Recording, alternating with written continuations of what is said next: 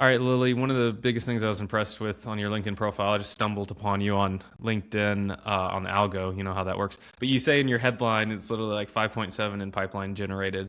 And across your portfolio of sales roles, you've been able to book revenue in the first 7 months and then do outbound calls, emails.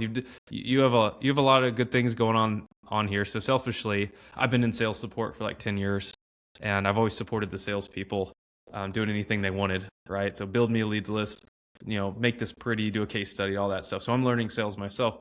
I don't know as much as you. So please share with me like your playbook. How do you think about sales and how did you get 5.7 pipeline generated over the last, 10, 5 years? How long you've been doing sales? So yeah, it's actually been 3 years only. Three. Okay. Um, Well, goodness, 3 years. All right. 3 years, 5.7 mil. Just walk me through your playbook. How do you think about sales and how do you execute it?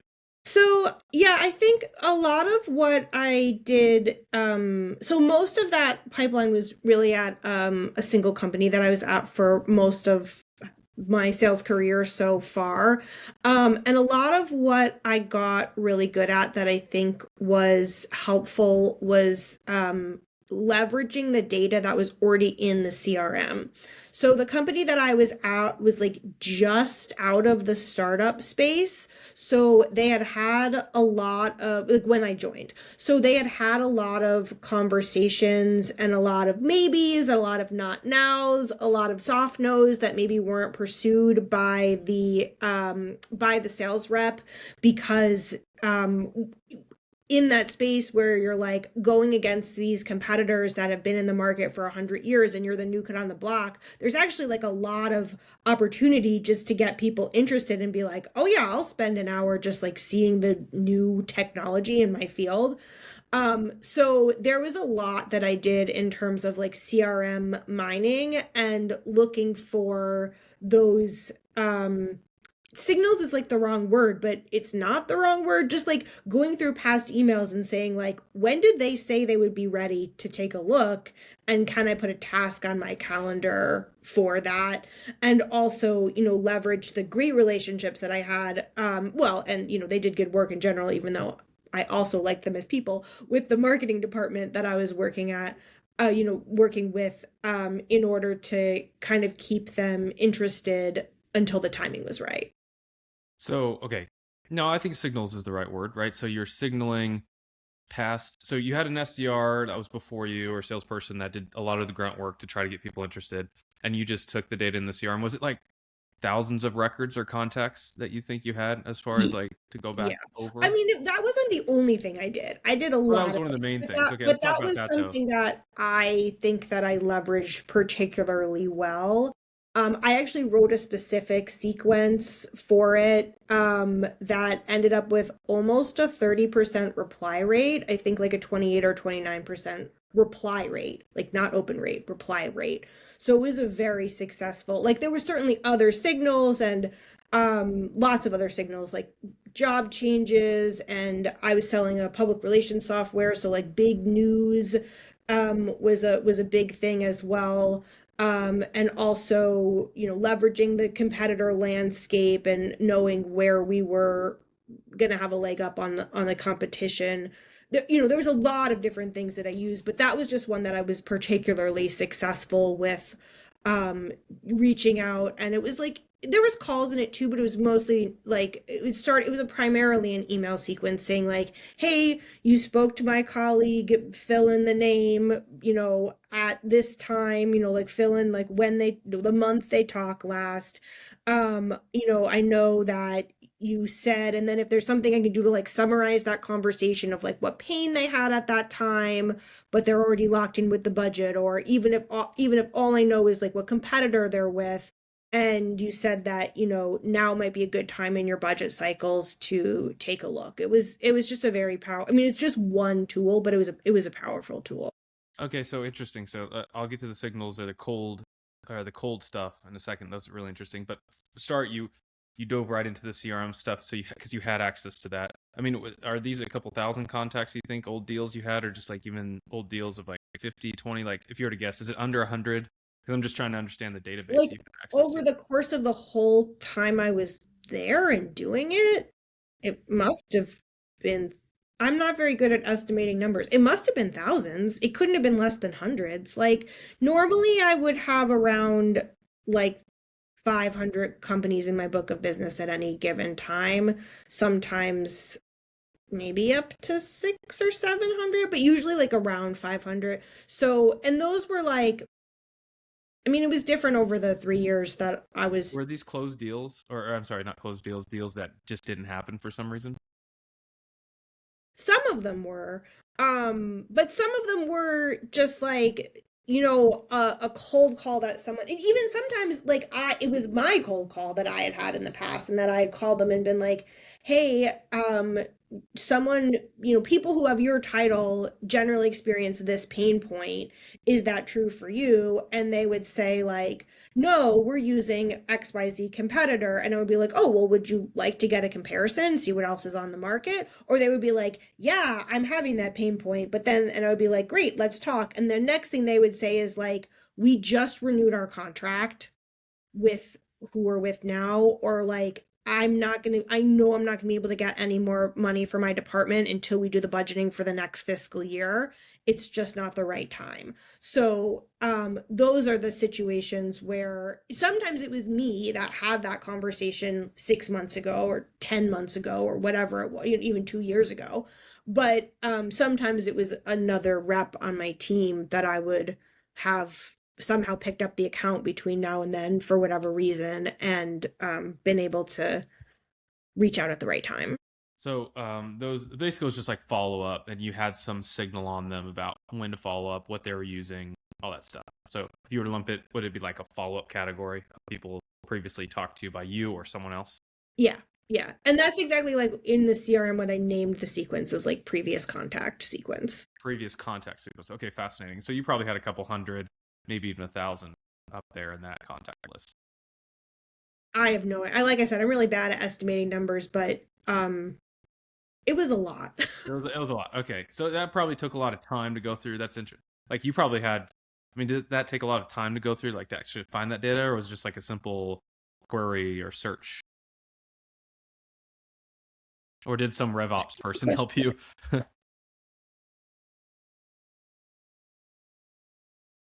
I mean, I think it was actually kind of more organic than that. So it's not that I would necessarily go and try, like that I had some kind of formula of the filters in the CRM that I would be like, this is going to surface this type of account. But I was just really constantly, I mean, I was also really constantly like on sales nav and prospecting for leads that weren't in the CRM. But also prospecting for leads that were in the CRM but not, owned by any of the reps at the company. So I did kind of both types of prospecting, and it was just something where like when you're going through those leads that are in the CRM but not being actively worked by any of your colleagues, it naturally came up kind of a lot. It certainly wasn't the only thing, and there wasn't really a good way to look for it specifically. It was more like in that situation, it was, I know that a lot of times in sales they like to use like the hunter metaphor, which I'm here for, especially on sales nav. But this was more like a sifting than like a hunting. In between farming and hunting, Yeah. sifting. I like that. So you got this. You got the sifting side, and then you said 33% almost. So what did you send to these people? It's probably a templated email that's like, hey, we had talked with you in the past about doing XYZ. You said it wasn't good timing. How about now? What did you Yeah, say? so it was, I tried to have it be at like when I wrote the sequence, I had a lot of like personalization tokens to like fill in the blank. So it was even more specific than that. Like use, and I have a thing. So I am a huge language nerd. So I have a really big thing about pronouns. I would, as much as possible, it's such a good practice to start your first email in the sequence with you. As a salesperson, I never want to talk about myself. As a human being, I always want to talk about myself, but like as a salesperson, you always want the focus to be on what your prospect is doing, how your prospect can benefit, or what you can do together. That's easier to do that inclusive we when you are within a conversation. Anyway, but So you start off with you. so I start off with you. You spoke with my colleague, put the colleague's name in whatever month it was, whatever year it was. At the time, it wasn't a good time to take a look at our product, either because, and then you were in a contract with the competitor, or it wasn't the right time of your budget cycle, like whatever the details were, or although, and then mention some specific pain that they had. And then usually, like, depending on how that conversation was, it was either like, is this a good time to reconnect? But mostly these were people that they said, in July that the spring was going to be when they would do our budget. So I would say at the time, you said that mid-April would be a great time for you to reconnect. Is that still the case? Can we, if that's true, can we get something on the calendar? I don't actually remember what the CDA was, That's a but pretty dense email. sorry? That's a pretty dense email, but I like it. Yeah, I mean, so it was, there is a way to do it so it's like not like hey David, you talked to my colleague Steven about 4 months ago, and at the time it was the wrong time in your budget cycle for us to speak, but you said that April will be a good time. Is that still true? There's a lot of like choose your own adventure possibilities, but it actually comes out fairly concise when you have filtered that through. So you've sent those out. Now talk to me about the new prospecting stuff. So you talked about signals, you look for job changes. What other signals did you start? So you had your accounts list. Was it like step one, have your accounts list? However you procured that from a database or something, or LinkedIn? Yeah, so there was different ways to look at it. And one of my catchphrases, which is still a catchphrase, I think it's very important to have catchphrases as an aside. So one of my catchphrases in prospecting is turn the kaleidoscope. And the metaphor is there are so many different filters that you can look at in Sales Nav, in your CRM. You can look at things on an account-based level. You can look at things at a prospect-based level. You can look at geography. I mean, some people have geographical territories, but we didn't. Like, you can look at geography. You can look at tenure at the company. You can look at title. There's a ton of different things. And so I think there isn't one thing that works all the time.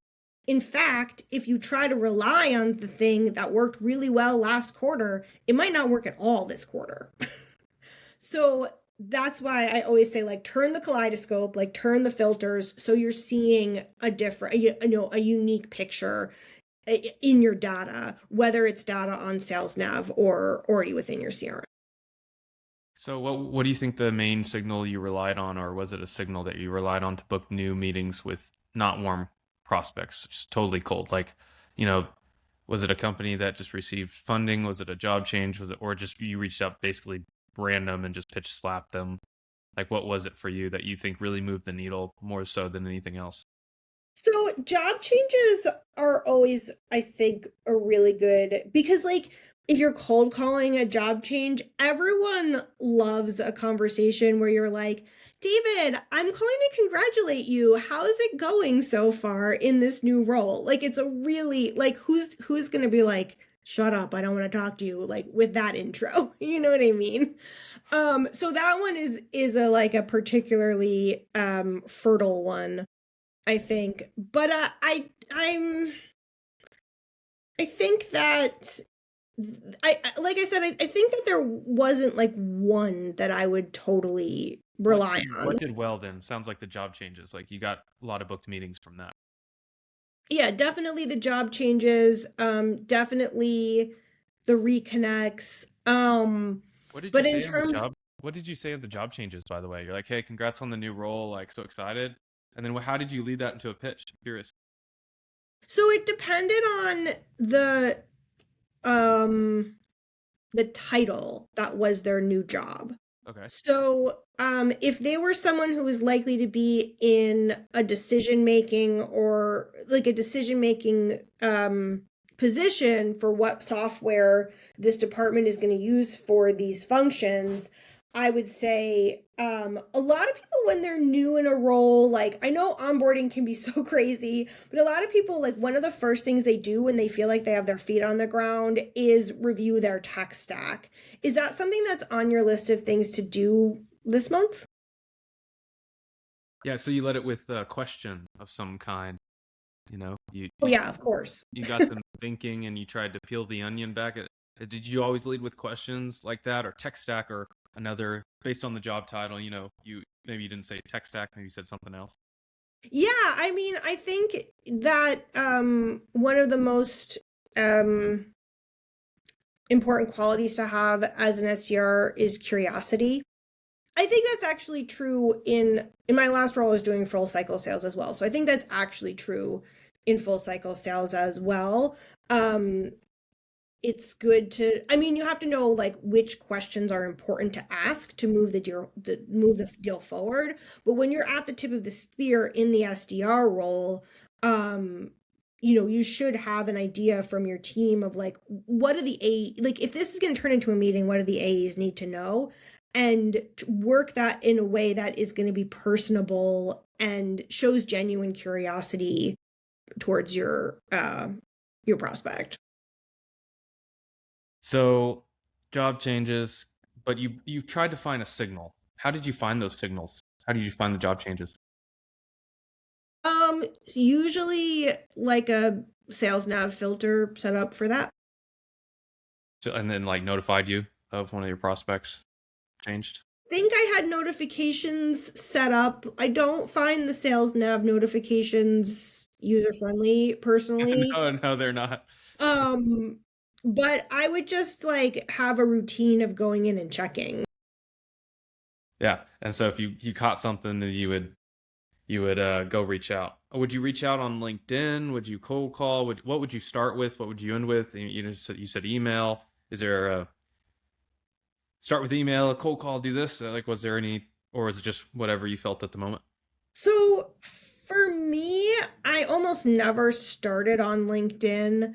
Um, I think it was because, like, I had colleagues who had come from working in this industry to selling into the industry. And I think they had a lot of success.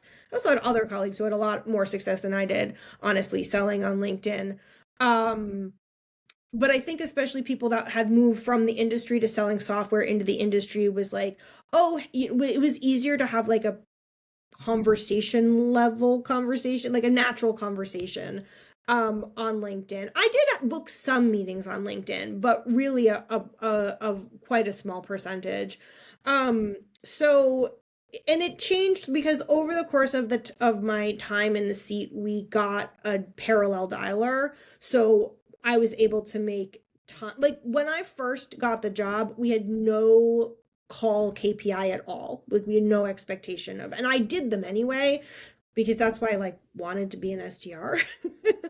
um, but it really changed a lot when I was able to leverage the parallel dialer. So it would also depend on like what the, if it was someone who was posting on LinkedIn a ton, then yeah, maybe I would reach out on LinkedIn because I know they're really active there. Or if it was like a company that I knew we had reached out to in the past and the email address didn't work, or if like I'm looking at the tool that's pulling in the email address and I'm like, that doesn't look, that's not a real email. Like, then I like, of course, then you start with a phone call. But I think to some extent, like typically I would enroll someone in a sequence that had all three touches and then just Start with kind of, email, then cold call, probably. yeah, Yeah, yeah. yeah. And then just kind of see and like have a LinkedIn aspect to it as well, in case I happen to catch them there. But I also did sometimes, like I said, like if I look at the email address and I'm like, this is not feeling optimistic about that, and I had a phone number, then I had like a sequence that was call only, that was a specific job change sequence that was call only. So I knew when I was parallel dialing that list, whoever picked up, I was gonna, read the name on the screen and say like, hey, congratulations, as the opener. At any given time during the week, how many cold calls would you make? How many emails would you send? And what do you think is a good amount? I know it changes per industry, but like what was the lowest maybe? I mean, you could tell me, hey, I made 50 cold calls every single day, no matter what, or I, sent out 38 emails. Like what would it be? Would it be one-off emails in the sequence? What would you I sent typically do? very few, almost no one-off emails. So I didn't even really track how many emails I was sending. I mostly tracked how many email sequences I was enrolling. And for that, I tried to do 25 to 30 a day. Emails? Usually 25 was like the sweet spot between having enough volume and not like burning myself out. Like if I tried to do like 35 one day, then the next day I would be like, and only do 15. It's like what would happen. Emails or cold calls? For cold calls, I So really like 25 doing cold. to 30 emails a day. Yeah. Okay, got it. No, no, no, because then you have sequences running and then you have email. So Oh, 25 to okay. 30 sequence enrollments a day. I think it ended up being between 80 and 100 emails being sent a day Sure. with all of those things running. And then for cold calls, I like doing a lot of cold calls.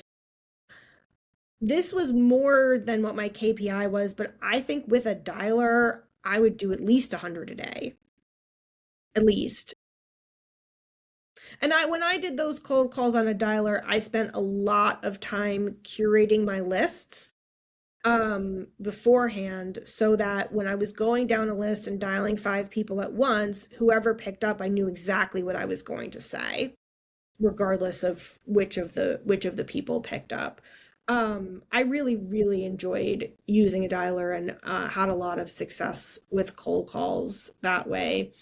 Um, and honestly, like sometimes you go through and like people don't pick up and people don't pick up. And for me, like I had to do something with my hands so I didn't like get distracted and go on LinkedIn or like, whatever.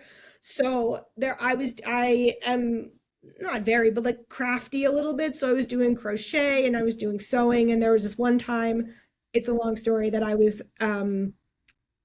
hemming this dress that whatever, I shrunk, and so I was trying to fix it. And I really wanted to like wear this dress for like a certain thing that was like that weekend. So I was like, I'm just gonna keep cold calling. And I booked so many meetings that day just because I wanted to finish sewing the dress. Like, and I could let the dialer run, and people kept picking up and wanting meetings. And it was like, okay, You're stimulated. yeah, So like it's sometimes that's how it is. it sounds like you like on almost all your research was signal based, whether it be in the CRM or somewhere else. So you're trying to find a reason to reach out. Is that true or false? Like you're trying to find a reason to reach out. I mean, I think when the signal was there, it was ideal, but I also reached out to people just based on title What do you and think the content. percentage was? Like God. 60% signals? Like because when you reach out, you it takes a little bit of research to say like, hey, I saw that this is happening, or you blah blah blah did this versus just the random pitch. Like, did you feel yourself doing the generic pitch most of the time, or was it more like, hey, I got to research this person just real quick, 5 minutes, and then I go and cold call them? Well, I definitely didn't do that last thing. Like, I did all of my research for cold calls up front. Like, I would never spend 5 minutes just to cold call a single You do it person. all up front. I did it like way more batch processed. But in terms of like I have no idea.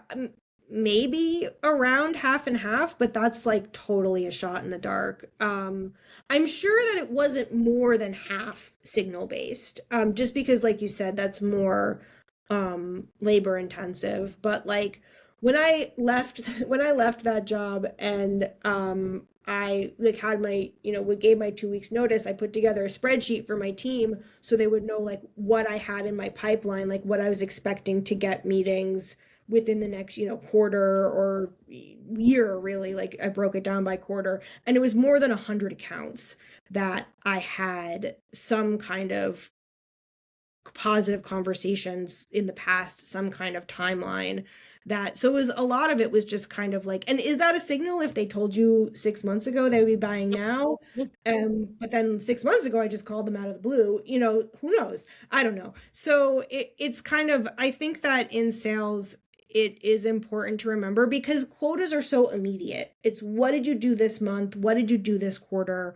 And something that I read or heard on a podcast or something during at the very beginning of my sales career, which I definitely hold to, is the results you're getting now are not actually the result of the work that you put in this week. What you're having now reflects the work that you put in 3 months ago.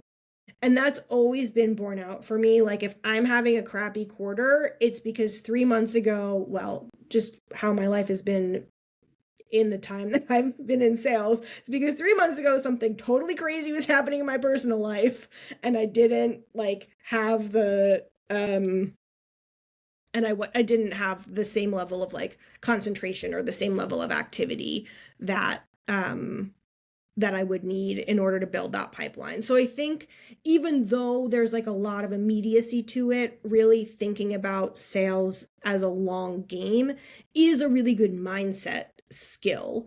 Because to me, if you think about like, what can I do to produce this week?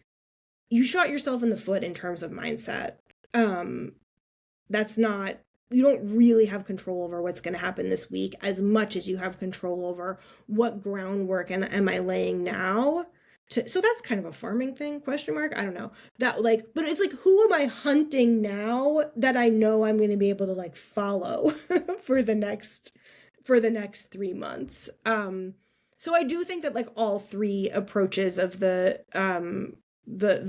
farming and the hunting and the sifting are important. Okay, I got to bounce. Thank you so much. I will send this to you before I publish anything, I promise. Okay, thanks so Thank you. much. Good job. Thank you.